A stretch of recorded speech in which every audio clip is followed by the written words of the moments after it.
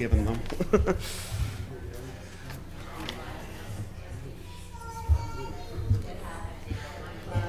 All right, good morning, everyone. We're starting lesson 11, 1 Samuel 24. Maybe we'll get into 25. You know, there's not a chance we're getting into 26. Okay, so we have seen David on the run. He has been trying to flee from Saul, who is pursuing him, and God has kept David safe so far. There have been some problems along the way. Not every decision David has made has been a good one, but he has at least recognized his mistakes, has owned up to them, and he is relying on God for his safety. So these are good things here. The last kind of chase that we saw was when David and Saul were at one point going around the same mountain on opposite sides, and they never really did meet up on the other side as was expected, because word came to Saul that the Philistines were attacking, and he had to go back and defend Israel. So Saul went and took care of that, and the Philistines were defeated, they were taken care of, and now Saul has continued his chase of David. And I'll remind you again, this is an escalation of Saul's attitude against David. You know, at the beginning of all this, it was more fits of rage, fits of this wrath that came over Saul, where he would kind of impulsively try to kill David. And then when he calmed down, things got better. Saul's not calming down anymore. This is a very persistent kind of hatred of David, constantly pursuing him, this long-term effect of trying to come after him. So even when he's distracted by some other problem that he needs to deal with, he comes right back to chasing after David. Things are not really going to get better until Saul can be shocked out of his attitude, which is going to happen here. So Saul hears another rumor that David is in the wilderness of En-Gedi, and so he takes 3,000 men and goes to pursue David. And at one point, they end up in kind of an unusual situation, almost a humorous one that we have made mention of a time or two in class already, where Saul goes into a cave in order to, my translation, verse 3 says, to relieve himself. Your translation might say to attend to his needs, or you might even have the literal to cover his feet. That is an idiom, meaning really to relieve himself, to, go to the restroom. That's what Saul is doing here. So obviously Saul's in a vulnerable position. He's been caught with his pants down, so to speak, or maybe not just so to speak. But he is in a position where he is vulnerable, and the reason why he is so vulnerable is David and his men are in that same cave. They're just a little deeper in it. Now, Saul has no idea about that. He thinks he's still pursuing David, and David is somewhere out in this general area, and this is just a little, pit stop along the way to go into this cave. Now, I want you to put yourself into David's shoes, or maybe the shoes of one of David's men, and think about what opportunity you have here. Saul is in this vulnerable position. He doesn't know that you're there, and you are watching all this from just a little distance away. What opportunity do you have here? We can see that the men of David in verse 4 said to him, "Here is the day of which the Lord said to you, Behold, I will give your enemy into your hand, and you shall do to him as it shall seem good to you." So what do we think about that statement from David's men?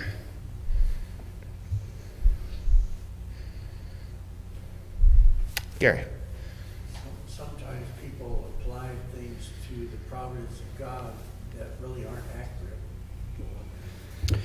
Yeah, and this is something we didn't mention last week, and I had it in my notes to mention, and we were kind of going quickly through the end, and I overlooked it entirely.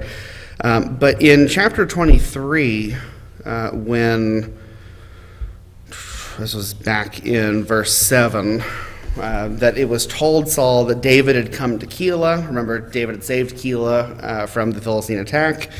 And Saul said, God has given him into my hand, for he has shut himself in by entering a town that has gates and bars.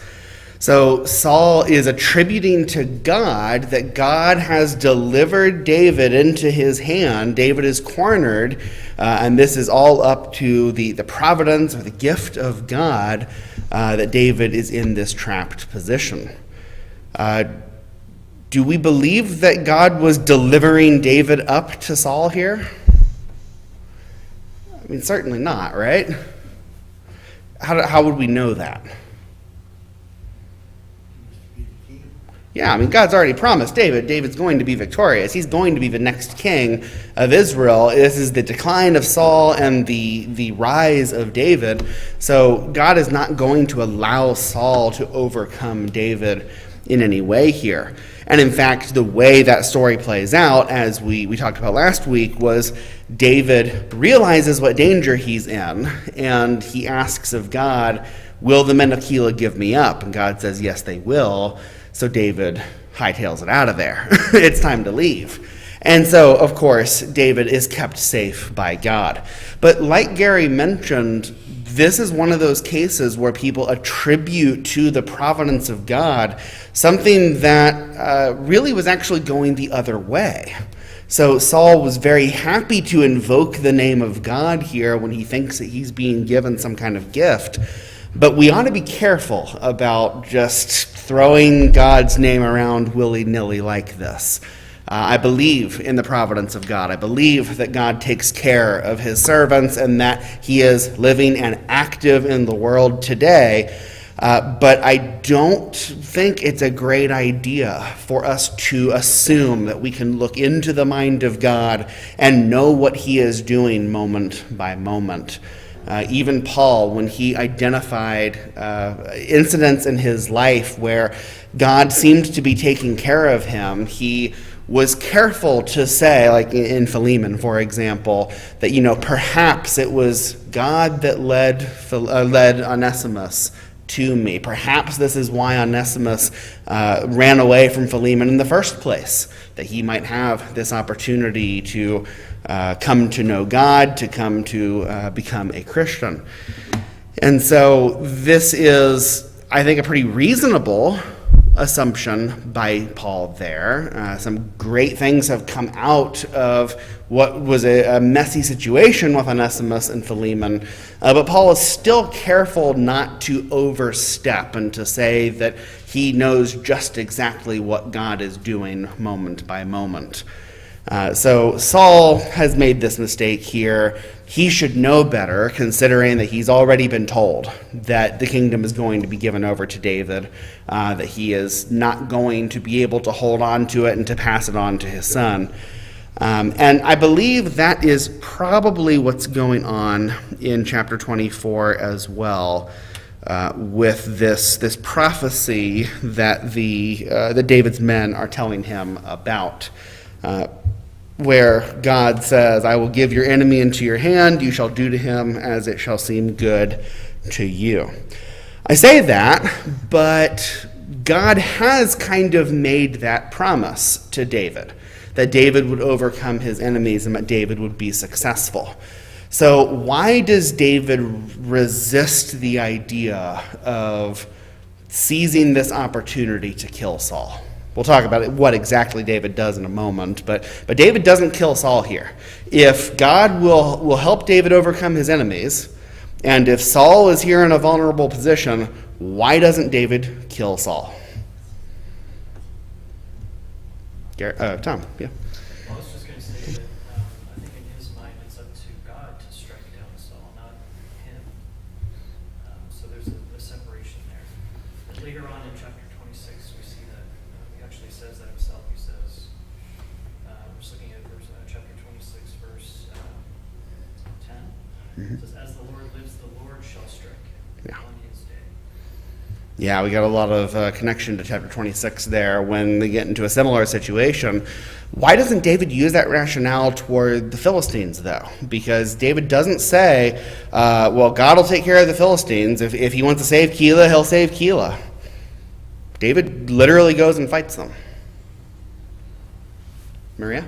But now he asked God, and we saw he asked for his what should I do? And God would always say, go and kill them. Yeah. Also, I think if he was to kill him, it would have been out of more anger than he wasn't like defending himself. And we saw with Moses' anger when he hit the rock, and he wasn't allowed in the promised land, so he had a punishment for that. David could have had the same kind of thing if it was out of anger. Yeah. He knew he needed to have God's advice. Yeah, those are good points there. So David specifically asks God in these incidents where he's going to go fight the Philistines, should I do this? And God tells him yes. So David is seeking the Lord's counsel to know whether this is a good idea or not. This is seems like more of a personal thing of Saul versus David, and David's not willing to kill Saul as a result. We'll see chapter 25 being an example of David almost giving in to this anger and how that was almost very disastrous there for him. But yeah, go ahead, Ida. Yeah. What you said about the Philistines, that wasn't the person with the dead, Mm-hmm. and neither was David trying to stay away from Saul, trying to defend his men. And plus, it's not really honorable to sneak up to somebody behind him. Yeah. But Saul was the Lord's anointed. Yeah. All right, so you've got the most important point here. So, yes, the fighting against the Philistines wasn't because David was a rabid Philistine hater. It was because God was judging the Philistines. David was protecting the people of God. The same purpose that Saul had as king. It was one of the big reasons why he was made king in the first place. So that was important there for Saul to do, for David to do. There's no great honor in David assassinating Saul by creeping up behind him while he's squatting down in the cave. But most importantly in all of this, Saul is the Lord's anointed. Even still, Saul is the Lord's anointed. The missing piece of this logic puzzle here is that David does not consider Saul to be his enemy. He considers the Philistines to be his enemy, because they are. And Saul is trying to kill him, so David has to go on the run. If he's going to preserve his own life, he has to flee. And he does amass a bit of an army in order to defend himself, in order to be able to fight Saul if it comes down to that. But when do we see David leading some kind of aggressive campaign against Saul? When do we see David trying to undermine the work of the king, or to do guerrilla war kind of tactics here, sabotage and making raids and strikes in Israel? This is what rebels do when they want to destabilize a regime, when they want to kind of foment an insurrection here. David's not doing any of that. David is preserving his own life and trying to get away from Saul at every turn, rather than looking for an opportunity to strike at Saul. So David does not regard Saul to be his enemy. So I think this prophecy in verse 4, either we need to regard it as not a true prophecy, not something that was ever said, although something similar was said about God giving David victory. So probably the better explanation is, yes, God will give your enemy into your hand. You shall do to him as it seems good to you, but Saul's not your enemy. So this doesn't apply to him. Does that make sense? Anyone see it differently than that? I think that's better than, David was cowardly here, or David wasn't willing to really do the hard thing. He's doing hard things throughout this. He's willing to go fight against the Philistines. He's willing to get into some grave difficulty as he's on the run. That's not the issue. He's not a coward. Well, this is an easy thing, if he wanted. Yeah. It was an easy thing to kill Saul. Yeah. The hard thing was not killing Saul. Right. Absolutely. Yeah, I know. So sometimes we think of like a ragtag party looking at, that, like you said, it's rebellious or fomenting insurrection and everything. But when we see, like, even with Nabal, they were trying to preserve the rule of law instead of subverting it. Yeah, right. This is hardly, they're not an army of chaos going around and causing problems everywhere they go, the way you would expect for a rebel force to be.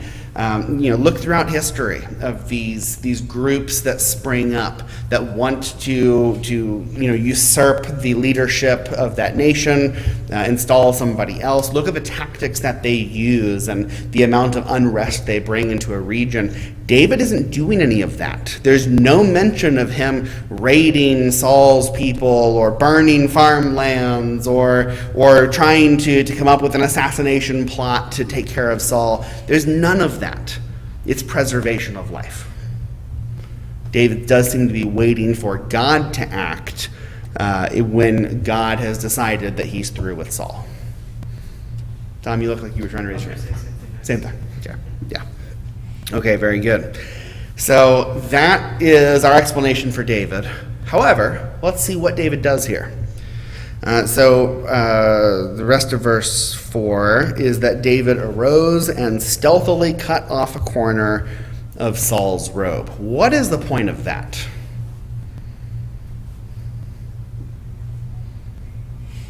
Yeah. It was to let him know that he was there, but he didn't do anything to Saul because that wasn't what God would have him to do.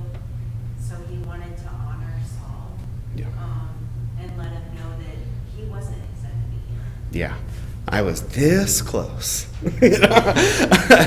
And you didn't even know I was there when I cut off the corner of your robe. So instead of cutting off the corner of your robe, I could have slit your throat, and there would have been nothing you could have done about it. So there is kind of an element of taunting there. We're going to see David kind of change his attitude about what the way he wants to frame that afterwards, because he does change his mind. In verse 5, afterward, David's heart struck him because he had cut off a corner of Saul's robe. He does feel guilt over this, that this was not a good choice for him to make. And we might say, why? Because David spares Saul here. He's gone against the will of his own men. Surely this is an act of mercy. But it's hard to read it without some level of taunting, too. That, I could have killed you, but I didn't. He's still considering lifting his hand against. Right. Yes, lifting his hand against Saul. This is an act, it's definitely a threat, right? As well, there's some layers of meaning to this beyond what would happen if you cut off the hem of my pants here. That would be strange and threatening, but there's more to it with what David was doing to Saul here. So a few things that we can note. The Israelites in Numbers 15, 38 and 39, and Deuteronomy 22 and verse 12, they were supposed to have tassels on the corners of their garments. And those tassels were to be reminders to keep the commandments of the law. And so that was there for all Israelites. They were to see these and to remember day after day. So if David has cut off a corner of Saul's garment, he has cut off one of those tassels as well. And that would be a way of making Saul out of compliance with the covenant law, and a way of symbolically saying this reminder and this faithfulness is kind of being taken from you. Additionally, there was a practice in ancient Mesopotamia at the time where if somebody wanted to send a message with some authority, but they couldn't be there themselves, they would sometimes cut off part of the hem of their garment and send that with it as a sign of, yes, this really came from this person with authority. Here is the hem of his garment. And you would know that it's Saul's, because Saul wasn't going to be wearing just what everybody else is wearing. He would have had a very elaborate hem with very elaborate tassels. It would have been a kingly garment. And so David, in cutting this off, is doing several things. Taunting Saul, saying, I could have killed you, but I stayed my hand. Kind of making him break covenant faithfulness there of removing that tassel. And then as well, kind of degrading his own royal authority and saying, I could pretend to be you with this hem, with this tassel. I could use this to say this is by the authority of the king, and there wouldn't be anything you could do about it. So there's a lot of layers to this, where David feels guilty about the action he has taken. He thinks better of it after the fact, that he should not have gone this far, even though it's not nearly as far as his men would have liked him to go. So what does David do then to kind of fix this situation? Well, first, actually, before I get there, let's talk more about his rationale here, because he feels the guilt, and he says to his men, the Lord forbid that I should do this thing to my Lord, the Lord's anointed, to put out my hand against him, seeing he is the Lord's anointed. So we see David's rationale. We see that, yes, this is why David didn't want to do this, not cowardice, not just some love of Saul, even though he had a lot of personal connection to Saul from previous relationships and such, but specifically because of Saul's relationship to God and the role that he fills in Israel. And so David persuades his men and does not allow them to attack Saul. Because this isn't just up to David, right? Any one of these men could just jump out and kill Saul expecting some great reward. David is in charge there, but this is a hard thing to keep your men from. This is an end to all of our problems. But David is able to persuade them not to do so. So what does David then do as they kind of get out of the cave?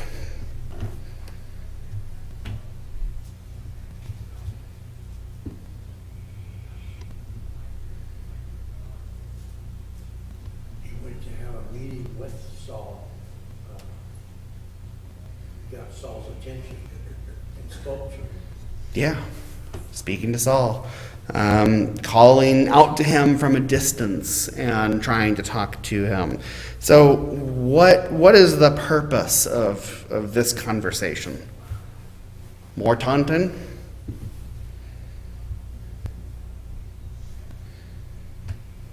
Lito. It is to let Saul recognize what the will of God is and the purpose, David's purpose of knowing and telling Saul that the question of why he wants to take his life without any reason at all. Yeah. Basically an appeal for peace. I don't want to kill you. Why do you want to kill me? There's no need for this to happen. Mark? Yeah, there's a lot revealed here, and it's difficult not to have compassion for Saul in this instance. David calls him father. Mm-hmm. Saul calls him son. Mm-hmm. They still like each other. They still love one. I think they love one another. Yeah. Saul weeps because he knows he's in the wrong. Yeah. He knows that God has left him. He knows this is useless. And it's such a sad moment. David is still probably thinking about the love that he has for Jonathan, for this family, all these things he's learning, all these things that God is doing for him. And it's like, we have to play this out however it's going to play out, is like the attitude for Saul. And it's just so compelling to see the emotion that's here, that it doesn't talk about the emotion, but the obvious emotion that's going on in the words that they have for one another. It's really sad. Yeah. This is pretty different, actually. Like, we've seen some of this attitude between them, like, way earlier on, but you kind of think maybe Saul's past this. Saul's lost his mind. Saul's just overcome with anger. But this is a flash to old Saul here, kind of before all these problems came up. Back when they did have this love for each other that hasn't really gone away, even though Saul has been trying to kill David.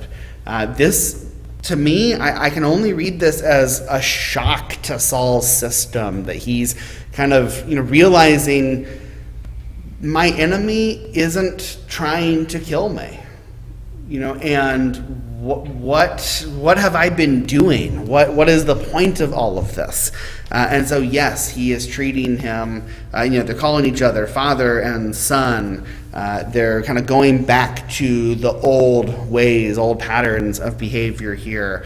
And David takes an interesting step of bowing before Saul and of calling him my Lord the King and saying, I don't mean you any harm. I can only imagine what David's men thought. Like, what do you mean? Of course we mean him harm. Like, you're the next king of Israel. Like, shouldn't you be killing him? This is baffling to his men. Because remember who most of these men are. They're kind of malcontents and people who would like to see a regime change. And they're assembling around David because he's going to shake things up. He's going to overthrow Saul. So a lot of David's men probably don't have the same level of honor and pure motives that David does. David sees what God is doing here. Most of his men probably are just looking to be rebellious for the sake of rebellion. But David does not allow them to do so and leads by example here to show that it is not our place to kill the Lord's anointed or to seek him harm. And David simply will not do that. So he does show Saul the corner of the robe that he cut off. But he's not doing it in this taunting way. He shows him this now to be able to say, I don't mean to do you harm. And I'm not just saying this because I think you're going to be successful and I think you're going to end up killing me. I'm saying this even when I did have a chance to kill you. That I specifically did not take that chance because I mean you no harm. Tom.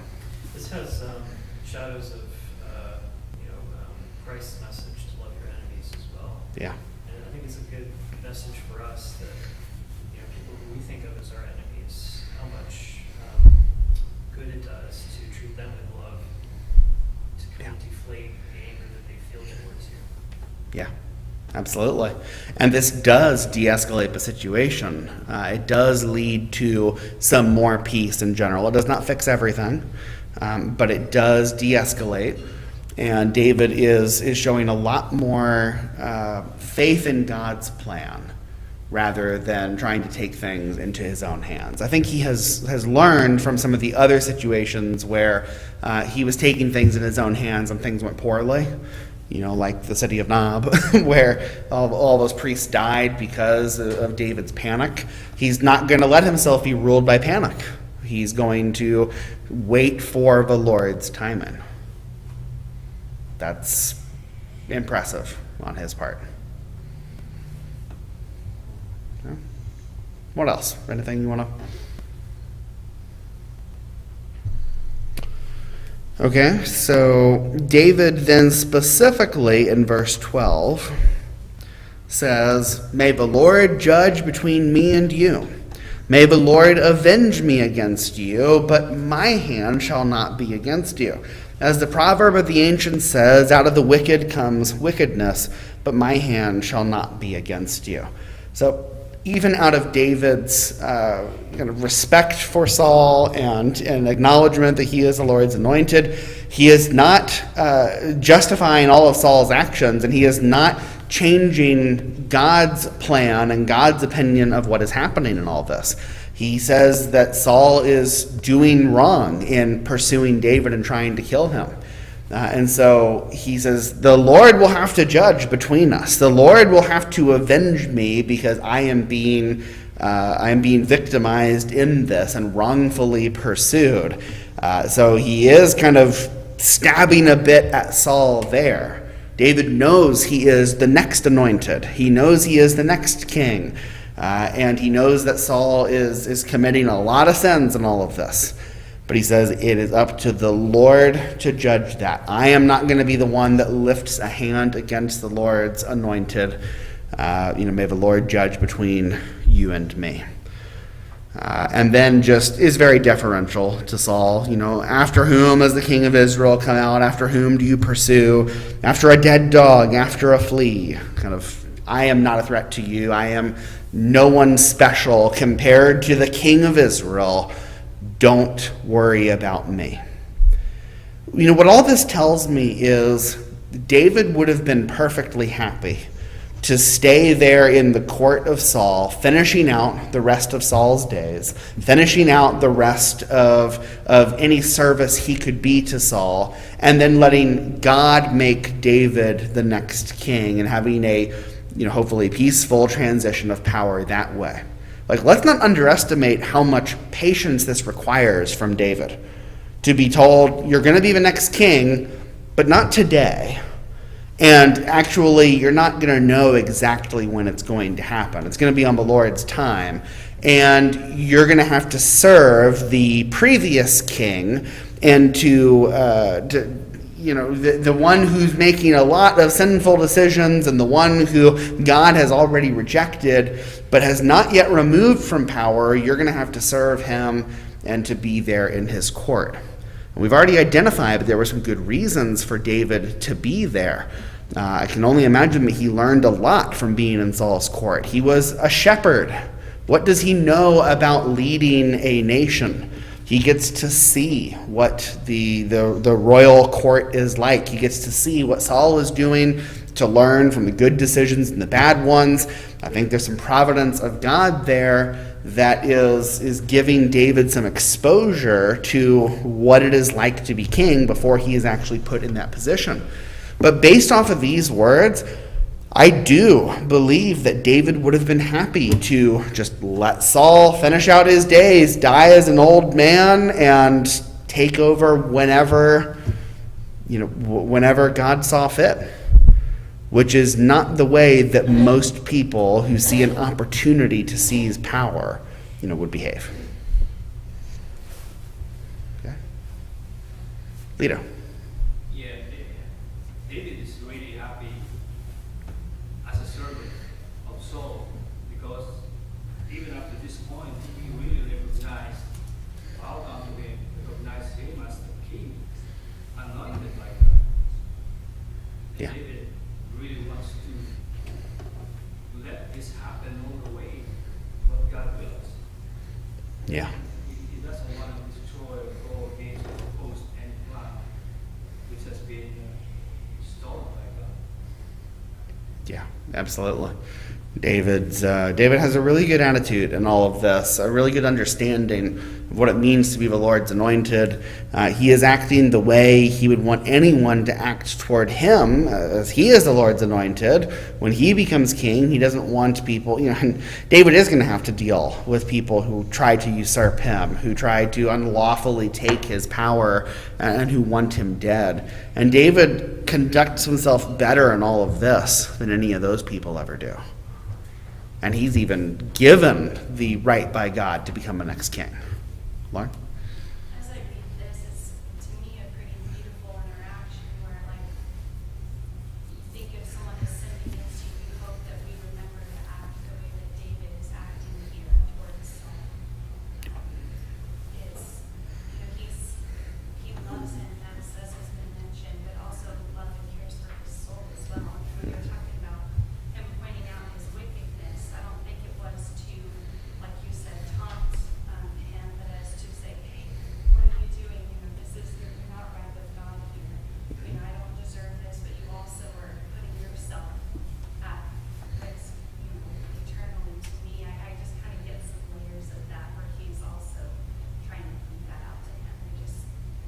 Yeah. Try to remember that if someone sins against you, have the same kind of love. Yeah. You know what this kind of reminds me of with a different end? Moses and Joshua. Right? So Moses had sinned, and God's judgment against Moses was, you will not be allowed to enter the promised land. Somebody else is going to do that job. But God did not strike Moses dead right there. God did not remove him from leading the people even just right then. Moses was allowed to finish out the job of getting them kind of up to the promised land, to then transition over to Joshua. Well, what if Moses had acted like Saul? What if Moses had these fits of rage trying to kill Joshua and say, I will be the one to go into the promised land. I have been so patient with these people. I am the Lord's chosen one. I am the one who parted the Red Sea and brought these plagues upon Egypt and fed these people in the wilderness and gave them water. What if Moses had done all of that? And Joshua had to, run and defend himself and be in this situation. We see an extremely peaceful transition of power there, and there's not a king exactly at that time, but Moses is a leader over the people.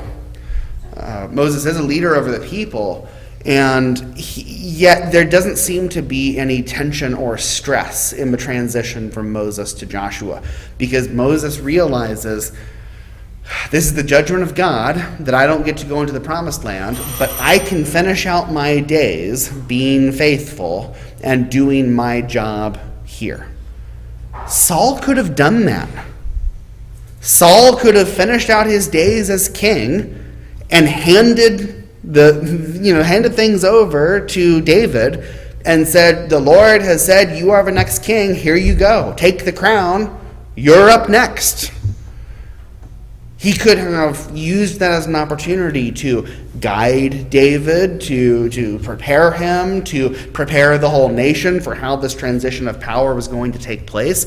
Saul absolutely had that opportunity, and we have made the point in previous lessons that even though God rejected Saul, that Saul still had an opportunity to make good decisions and to change how he was going to approach the situation.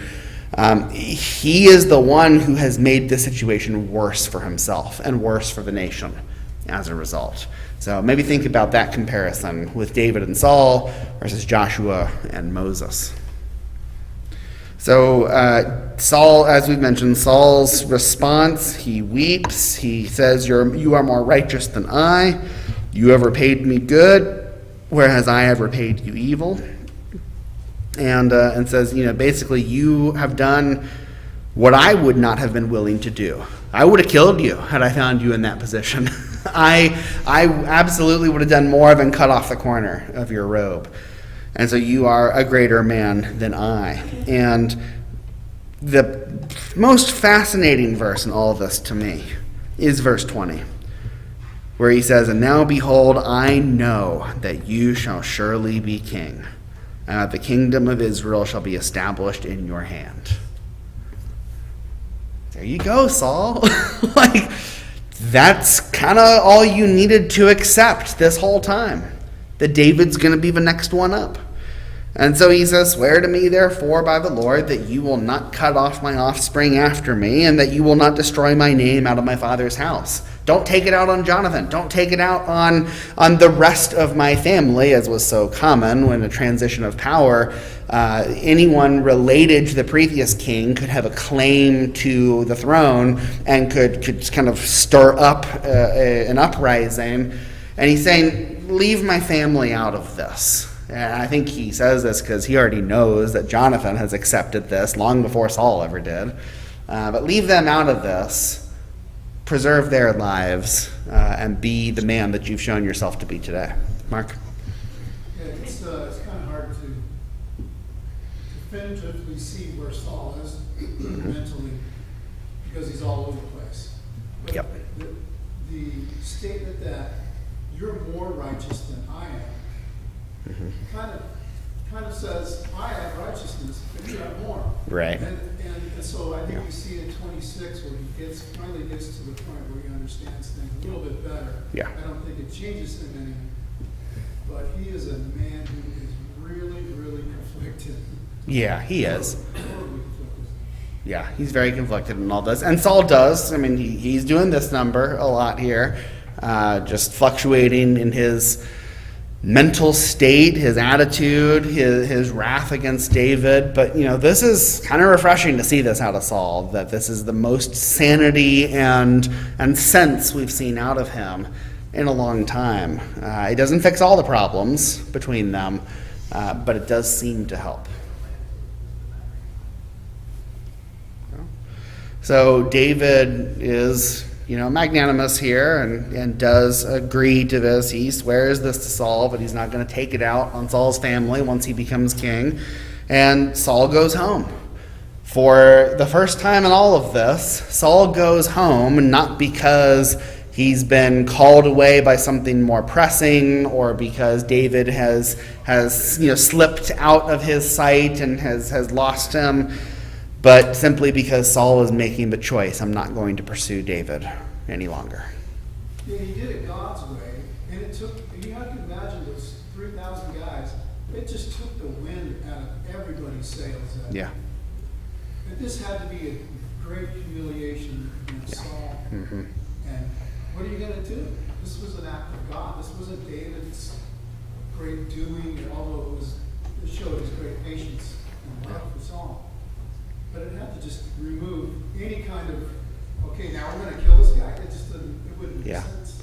And this is one step in kind of, reducing the power of Saul, reducing his prestige among the people. Saul's not been able to overcome his enemy. He's been humiliated by David, and there were thousands of people who witnessed it.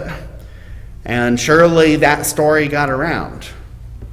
And Saul even could have avoided that had he not been chasing after David in the first place. But again, we're seeing Saul fall, David rise.